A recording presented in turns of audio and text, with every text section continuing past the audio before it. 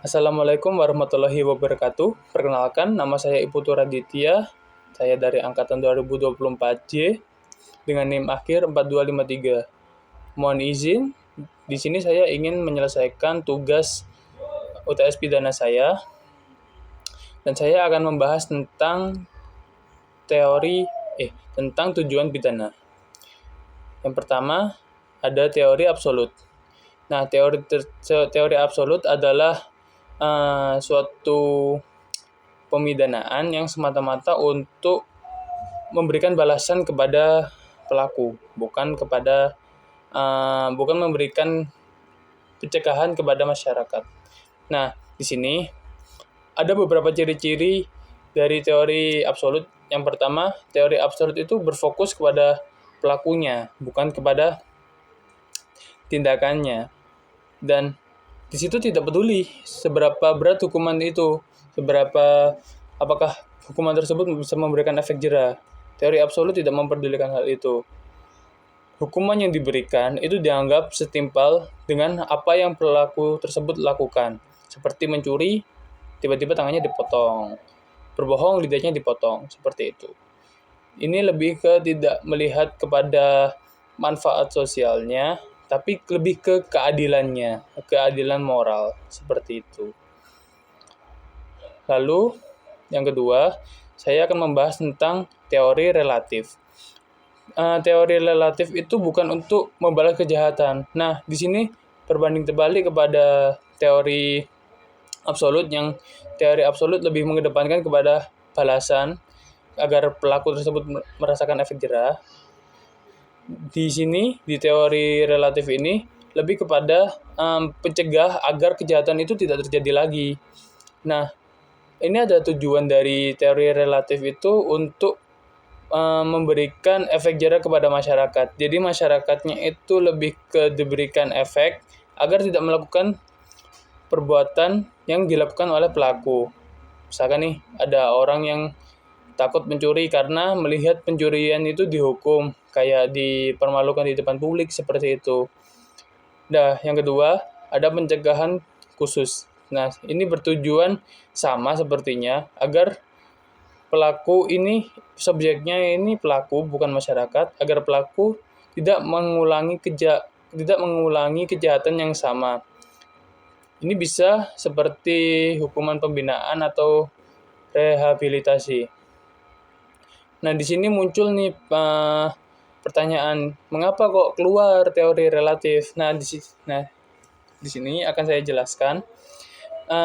Teori relatif itu muncul karena ada kritik terhadap teori absolut. Teori absolut itu dianggap sebagai teori yang terlalu membalas kepada manusia dan itu tidak manusiawi. Dan teori absolut lebih kaku kepada masyarakat. Jadi kayak dia itu tidak memberikan hak-hak masyarakat dan tidak memberikan solusi. Jadi dia hanya memberikan mencuri dibalas, mencuri diginiin, seperti itu. Jadi tidak mempertimbangkan aspek-aspek atau perbaikan pelaku. Lalu ada perubahan pandangan masyarakat. Jadi masyarakat tuh merasa seperti hukum itu harusnya melindungi masyarakat, bukan cuma menghukum pelaku, seperti itu. Dan juga masyarakat juga menganggap seperti kriminalitas itu mulai dipandang sebagai masalah sosial, bukan kesalahan individu. Ini sebenarnya ya benar kayak gitu, cuman beberapa buku yang saya baca itu seperti itu.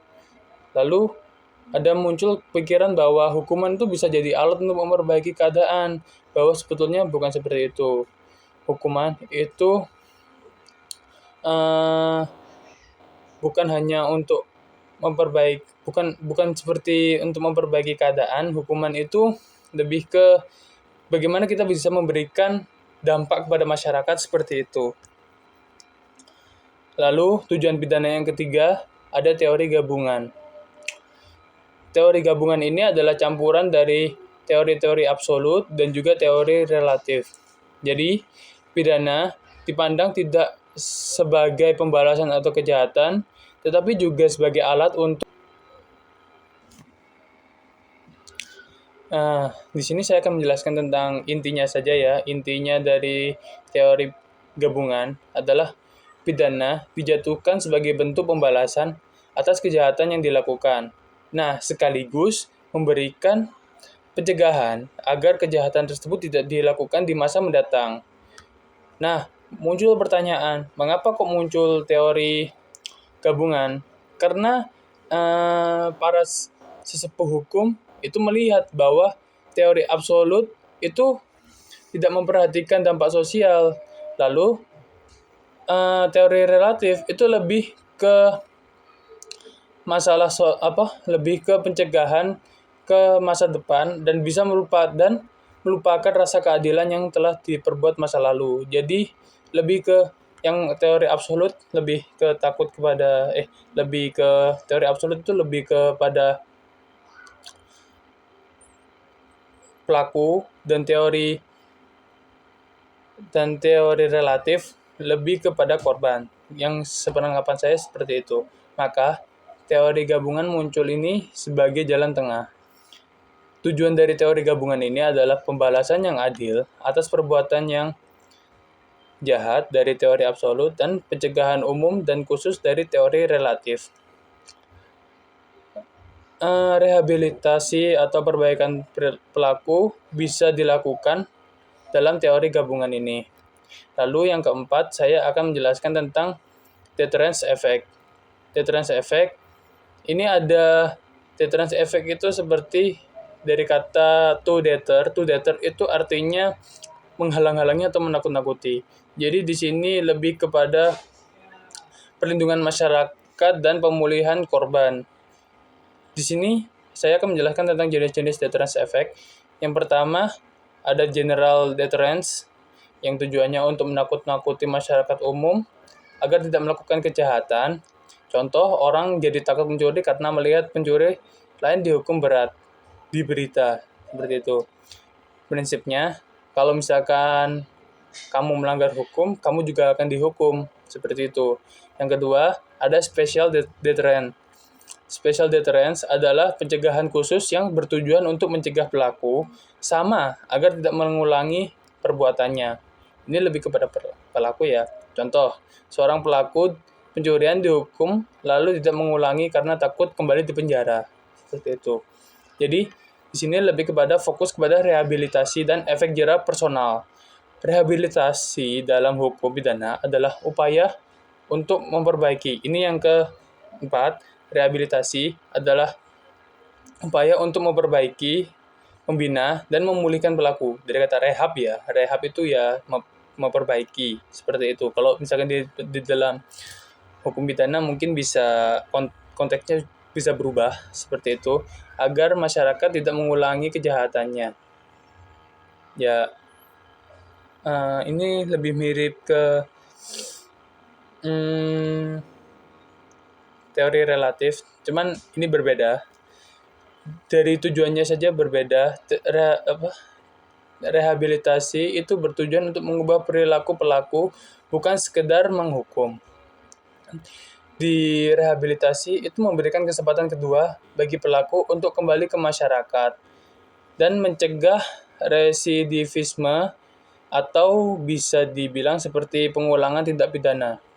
Contoh bentuk rehabilitasi adalah pembinaan narapidana di di lembaga pemasyarakatan dan pelatihan kerja. Ada juga di rehabilitasi narkoba bagi pengguna narkoba yang fokusnya adalah pemulihan bukan hukuman berat, karena sejatinya pelaku narkoba itu tidak ada, karena narkoba ini sebenarnya racun bagi manusia. Yang kelima adalah pengendalian sosial. Pengendalian sosial adalah proses yang dilakukan oleh individu, kelompok, atau lembaga dalam masyarakat untuk menjaga dan mengatur perilaku agar sesuai dengan norma dan nilai yang berlaku. Nah, ini tujuannya untuk mencegah perilaku penyimpang atau kriminal yang dapat merusak tatanan sosial. Ya, tujuannya untuk menjaga ketertiban sosial seperti kata di awal tadi, yaitu pengendalian sosial. Ya, tujuannya untuk mengendalikan sosial, menjaga ketertiban sosial, dan mengatur perilaku individu agar sesuai dengan norma-norma yang berlaku dalam masyarakat. dan juga mencegah adanya perilaku yang menyimpang atau kriminal. Pengendalian sosial ini bertujuan untuk menanggulangi tindakan yang bisa merugikan orang lain dan masyarakat. Jenis-jenis pengendalian sosial, ada pengendalian sosial formal yang dilakukan seperti badan-badan lembaga resmi seperti polisi, pengadilan, pemerintah, lembaga pendidikan seperti itu. Dan juga berdasarkan aturan hukum dan norma yang jelas seperti hukum pidana, peraturan lalu lintas, dan pendidikan di sekolah seperti itu. Ada pengendalian sosial informal seperti dilakukan oleh keluarga dan teman dan masyarakat tanpa melibatkan lembaga resmi. Jadi, keluarga, teman, dan masyarakat ini adalah contoh dari pengendalian sosial yang lebih bisa dirasakan dampaknya oleh masyarakat seperti itu. Ini ada contoh-contohnya seperti teguran dari teman atau keluarga, pengawasan sosial dalam komunitas, pemberian sanksi sosial seperti dikucilkan, terus dijauhi teman-teman. Kalau kita SD dulu, jika melakukan penyimpangan seperti melakukan pencurian gitu kan dikucilkan, seperti itu. Yang terakhir, saya akan membahas tentang restoratif justice. Restoratif justice lebih mengutamakan penyembuhan dan pemulihan bagi korban dan pelaku yang melibatkan seluruh pihak yang terdampak oleh kejahatan. Tujuan dari restoratif justice untuk memulihkan kerugian yang dialami oleh korban, baik material maupun psikologis. Seperti ini memberikan kesempatan bagi pelaku untuk bertanggung jawab dan mengakui kesalahannya serta memperbaiki perbuatannya dan juga bisa diterima masyarakat tentunya. Ini lebih ke mencegah kejahatan berulang atau bisa disebut dengan residivisme dengan memberikan efek jera yang lebih konstruktif. Nah, seperti itu saja yang bisa saya jelaskan hari ini. Kurang lebihnya saya mohon maaf. Saya akhiri. Assalamualaikum warahmatullahi wabarakatuh. Yang kelima adalah pengendalian sosial. Pengendalian sosial adalah proses yang dilakukan oleh individu, kelompok, atau lembaga dalam masyarakat untuk menjaga dan mengatur perilaku agar sesuai dengan norma dan nilai yang berlaku. Nah, ini tujuannya untuk mencegah perilaku penyimpang atau kriminal yang dapat merusak tatanan sosial. Ya, tujuannya untuk menjaga ketertiban sosial seperti kata di awal tadi, yaitu pengendalian sosial. Ya, tujuannya untuk mengendalikan sosial, menjaga ketertiban sosial, dan mengatur perilaku individu agar sesuai dengan norma-norma yang berlaku dalam masyarakat, dan juga mencegah adanya perilaku yang menyimpang atau kriminal. Pengendalian sosial ini bertujuan untuk menanggulangi tindakan yang bisa merugikan orang lain dan masyarakat. Jenis-jenis pengendalian sosial, ada pengendalian sosial formal yang dilakukan seperti badan-badan lembaga resmi seperti polisi, pengadilan, pemerintah, lembaga pendidikan seperti itu. Dan juga berdasarkan aturan hukum dan norma yang jelas seperti hukum pidana, peraturan lalu lintas, dan pendidikan di sekolah seperti itu. Ada pengendalian sosial informal seperti dilakukan oleh keluarga dan teman dan masyarakat tanpa melibatkan lembaga resmi. Jadi, keluarga, teman, dan masyarakat ini adalah contoh dari pengendalian sosial yang lebih bisa dirasakan dampaknya oleh masyarakat seperti itu.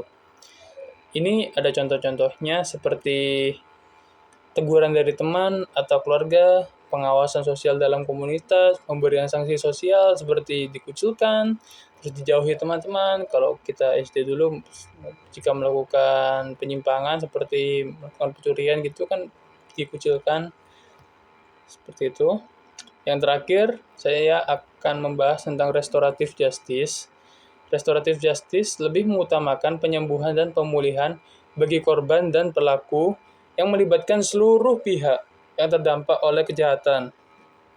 Tujuan dari restoratif justice untuk memulihkan kerugian yang dialami oleh korban, baik material maupun psikologis.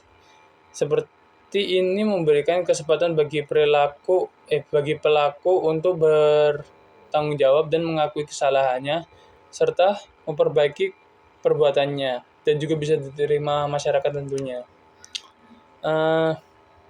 Ini lebih ke mencegah kejahatan berulang atau bisa disebut dengan residivisme dengan memberikan efek jera yang lebih konstruktif. Nah, seperti itu saja yang bisa saya jelaskan hari ini. Kurang lebihnya saya mohon maaf. Saya akhiri. Assalamualaikum warahmatullahi wabarakatuh.